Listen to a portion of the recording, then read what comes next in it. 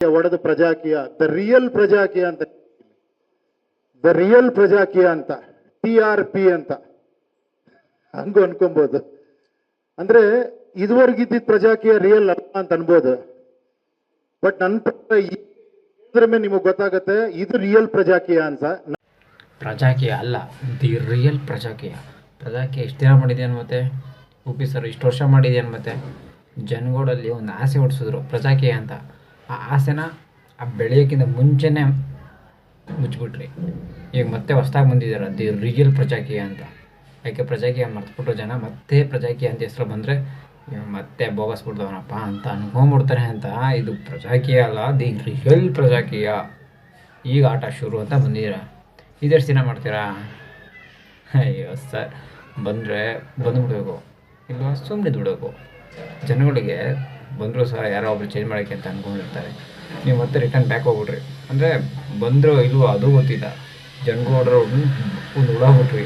ಫಿಲಮ್ಗಳು ಬಿಡ್ತಿರಲ್ಲ ನೀವು, ಫಿಲಮ್ಗಳಲ್ಲಿ ಅದೇ ಥರ ಒಂದು ಎಲೆಕ್ಷನ್ದು ರಾಜಕೀಯದೊಂದು ಹುಳಾಗ್ಬಿಟ್ರಿ.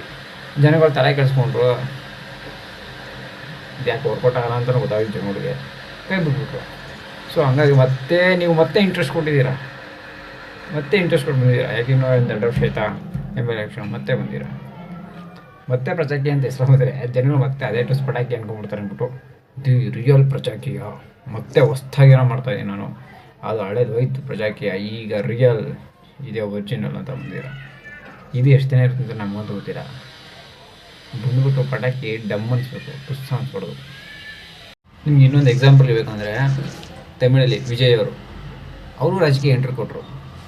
ಯಾವ ಮಟ್ಟಕ್ಕೆ ಜನ ಸಂದಣಿ, ಯಾವ ಮಟ್ಟಕ್ಕೆ ಜನ ಸೇರ್ತಾವ್ರೆ ಅವರು ಒಂದು ಇದಕ್ಕೆ ಅಂದರೆ ಊಹೆನೇ ಮಾಡ್ಕೊಳಕತ್ತಲ್ಲ ಆ ಮಟ್ಟಕ್ಕೆ ಜನ.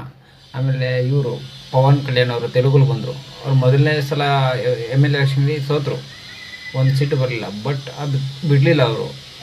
ಮತ್ತೆ ಎರಡನೇ ಸಲ ಗೇಮ್ ಪ್ಲೇನೇ ಚೇಂಜ್ ಮಾಡೋದು, ತೆಲುಗಿನ ಇದರನ್ನೇ ಚೇಂಜ್ ಮಾಡಿದ್ರು. ಇವು ಉಪಮುಖ್ಯಮಂತ್ರಿ ಅದು. ಬಟ್ ನೀವು ಬಂದ್ರಿ ಏನೋ ಹೊಸ ತತ್ತಾರೆ ಅಂತ ಜನಗಳು ಅಂದ್ಕೊಂಡ್ರು. ಉಪೇಂದ್ರ ಸರ್ ಬಂದ್ರಪ್ಪ, ಅವ್ರ ಫಿಲಮ್ ನೋಡಿದ್ದೀವಿ, ಫಿಲಮ್ ಎಲ್ಲ ಥರ ಮತ್ತೆ ಇದು ರಿಯಲಾಗಿ ಏನೋ ಮಾಡ್ತಾರಪ್ಪ, ಜನಗಳಿಗೆ ಅನುಕೂಲ ಮಾಡ್ತಾರಪ್ಪ ಅಂತ ಅಂದ್ಕೊಂಡ್ರು. ಅಂದರೆ 100% ಜನ ಅಂದ್ಕೊಳ್ತಾಯಿದ್ರು. ಒಂದು 50%, 30%, 40% ಅಷ್ಟು ಜನ ಅಂದ್ಕೊಂಡ್ರು. ನೀವು ಬತ್ತಿದಂಗೆ ಯಾರು ಸಿ ಎ ಆಗಕ್ಕೂ ಆಗಲ್ಲ, ಎಷ್ಟೋ ಕಷ್ಟಪಟ್ಟು ಮಾಡಲೇಬೇಕು. ನೀವು ಬತ್ತಿದಂಗೆ ಅಂದ್ಕೊಂಡ್ರು ಜನಗಳು ಈ ಥರ ಮಾಡ್ಬೋದೇನೋ ಅಂತ. ಬಟ್ ನೀವು ಬಂದ್ಬಿಟ್ಟು ಮತ್ತೆ ವಾಪಸ್ ಹಿಂದೆ ಹೋಗ್ಬಿಟ್ರಿ. ನೀವು ಹೇಳ್ತೀರಾ ಇದು ಜನನೇ ಮಾಡಬೇಕು, ಜನರಿಂದನೇ ಮಾಡಬೇಕು ಅಂತ. ಆಗಲ್ಲ ಸರ್. ಈಗ ಜನಗಳು ಬೆಳಿಗ್ಗೆ ಎದ್ದೇಳಬೇಕು ಅಂದರೆ ಒಂದು ಅಲಾರ್ಮ್ ಅಂತಾರೆ. ಅದೇ ಥರ ಅವ್ರ ಮನಸ್ಸು ಚೇಂಜ್ ಮಾಡೋಕು ಅಂದರೆ ನಿಮ್ಮಂಥ ನಾಯಕರು ಬರಬೇಕು, ನಿಂತ್ಕೊಬೇಕು, ಬಂದ್ಬಿಟ್ಟು ಹೋಗ್ಬಿಡೋದಲ್ಲ. ನೀವು ಆವಾಗಲೇ ನಿಂತ್ಕೊಂಡ್ಬಿಟ್ಟಿದ್ರೆ ಇವಾಗ ಮತ್ತೆ ರಿಯಲ್ ಪ್ರಜಾಕೀಯ ಅನ್ನೋ ಕಾನ್ಸೆಪ್ಟೇ ಬೇಕಾಗಿರಲಿಲ್ಲ, ಪ್ರಜಾಕೀಯನೇ ಸಾಕಾಯಿತು. ಈಗ ಜನಗಳು ಪ್ರಜಾಕೀಯ ಮರ್ತ್ಬಿಟ್ರು ಅನ್ನೋ ಕಾರಣಕ್ಕೆ ದಿ ರಿಯಲ್ ಪ್ರಜಾಕೀಯ ಅಂತ ಮತ್ತೆ ರೀ ಎಂಟ್ರಿ ಕೊಟ್ಟಿದ್ದೀರಾ. ಇದೆಷ್ಟು ದಿನ ಇರುತ್ತೋ ಯಾರಿಗೂ ಗೊತ್ತಿಲ್ಲ. ನಿಮಗೂ ಒಳ್ಳೆ ಸ್ಟಾರ್ಡಮ್ ಇದೆ, ನಿಮ್ಗೆ ಒಳ್ಳೆ ಫ್ಯಾನ್ಸ್ ಇದ್ದಾರೆ, ಬುದ್ಧಿವಂತ ಫ್ಯಾನ್ಸ್ ಇದ್ದಾರೆ. ಅದನ್ನ ಯೂಸ್ ಮಾಡಿಕೊಂಡ್ರೆ ನೀವು ಇಲ್ಲ ಈ 5 ವರ್ಷ ಬೇಡ, ಮುಂದಿನ ವರ್ಷ ಬೇಡ, ಇನ್ನೂ ಮುಂದಿನ ವರ್ಷ ಆದರೂ ಆಗ್ಬಿಡ್ದು. CM ಆಗಬೇಕಂತಿಲ್ಲ, MLA ಮಿನಿಸ್ಟ್ ಏನಾರು ಆಗ್ಬೋದಲ್ಲ. ಸ್ಟೆಪ್ ಥರ ಬರೋಕ್ಕಾಗೋದು. ಒಂದೇ ಸಲ ನೀವು CM ಯಾರು ಮಾಡೋಕ್ಕಾಗಲ್ಲ.